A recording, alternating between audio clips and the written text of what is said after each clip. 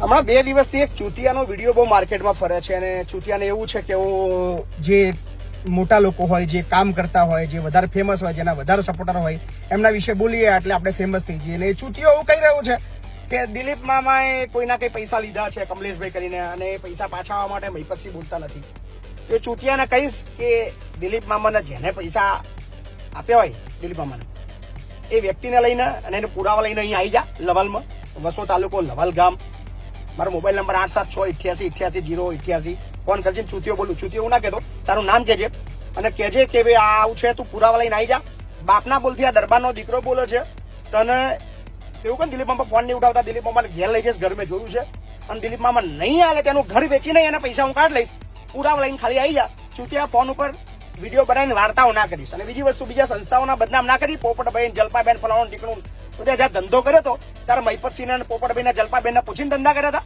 પૈસા ઓના આલ્યા હતા, નોલા ના હતા, ઓના હતા. જ્યાં તમે કઈ બી વ્યવહાર કર્યા કરોડો રૂપિયા એમને માલ દીધા. કોઈ બી એ કે મેં કરોડ રૂપિયા એમને માલ દીધા હતા. લઈને અને હાલ્યા બી હોય તો પુરાવા લઈને આવી જાય. બાપના બોલતી છું બોલું છું, પૈસા કઢાવવાની જવાબદારી મારી. બાપુ બોલેગા. વિડીયોમાં તું હું મંડ્યો છું, તારા તું વંદરા જેવું ડાચું ઘડીએ ઘડીએ કોઈક મને વિડીયો મોકલે તારા ડાચું દેખાય છે. એટલે મહેરબાની કરો ને, હા તારે પ્લાસ્ટિક સર્જરીની જરૂર છે, એના માટે બી આપણે એક વિડીયો બનાવીને દોન ઉઘરાઈને ભીખ માગીને તારું ઓપરેશન કરી હું કરાયા લી. એટલે માપે રહ્યા ને બીજી બહુ તને બહુ ટણી હોય, તને બહુ હવા હોય એવું કે મારું જેવું તોડવું હોય તોડ લો. તો તું તારું નામ અને તારું ફોન નંબર ને તારું એડ્રેસ ખાલી હાલ એક બાપની ઓલાઈ દેતો. વિડીયો બોલ નાખજે કે મારું આ એડ્રેસ છે, મારું આ સરનામું છે, અહીં રહું છું, મારો મોબાઈલ નંબર આ છે. એક બાપની ઓલાઈ દેતો. ઠોકવા તો તારા ઘરે આવીશ. તને બહુ હવા હોય ને એવી. ખબર છે મહીપતસિંહ ઉશ્કેરવાનું કામ કરું છું, સમાજ વચ્ચે વિગ્રહ થાય, પટેલ દરબાર વડી મરે, એવા ચોદા તારો ધંધો છે. પણ છાતી ઠોકીને બોલું છું, વાત મોઢા પર જ કરીશ કે ઘરે આવીને ચોદા ઠોકી માપમાં બોલવા માપ રાખજે. તારે વિરોધ કરવાનો તો અધિકાર છે. મહીપતસિંહ ફાઉન્ડેશનનો વિરોધ કર, મહીપતસિંહનો વિરોધ કર, પણ શબ્દની ગરિમા રાખીને ચોદા વિરોધ કરજે. બાકી ગોબા ઉખડી જશે. ઘરે આવીને ઠોકીશ એમાં ભૂલ નહીં. વકીલ છું, કાયદો જાણું છું, પણ કાયદો સાઈડમાં રહે છે. બહુ વધારે ચરબી કરીશ તો ઠોકવા હું જાતી જાય, બીજા કોઈને મોકલું, યાદ રાખજે.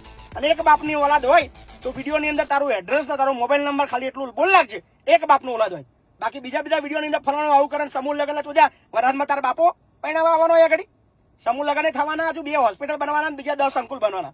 તારાથી જો થાય એટલો વિરોધ કરજે. કશું ફરક નહીં પડતો. વધારે ગાડો બોલાવી નહીં, બીકોઝ બધા મારા બધા ચાહકો છે. પણ એવું ના માનતો કે મતલબ બાપુ બોલતા લે નવરા નહીં હવે. તમારે જે હો ચૂતિયા સવારમાં વિડીયો બનાવી દે, મય પછી જવાબ આલા, મય પછી તારા બાપો નોકર છે.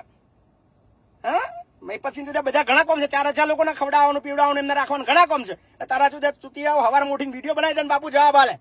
નવરા નહીં. હા, હાથમાં આવ્યા તો ગોબા ઉખડી જશે, એ યાદ રાખજો. એવું ના માનતા કે હંતાઈ દઈશું કે ભાઈ અમે સહેજ અમને ટાઈમ મળ્યો, અમને એકાદ દિવસ બી ટાઈમ મળ્યો તો તમને લોકેશન કાઢતો અમારે કલાક જેવું લાગશે અને પહોંચી જઈશું અને ગોબા ઉખડી જશે, એમાં ભૂલે નહીં. એટલે માપી વિરોધ કરો. વિરોધ કરવાની બિંદાસ છૂટે. મહીપતસિંહ વિરુદ્ધ તમારે જે બોલવું એ બોલો, પણ શબ્દની ગરિમા રાખીને પુરાવા હાથે બોલજો. બાકી ભૂકા કાઢી નાખી યાદ રાખજો. હા, મોકલી દેજો ચૂતિયા લગીને વિડીયોને.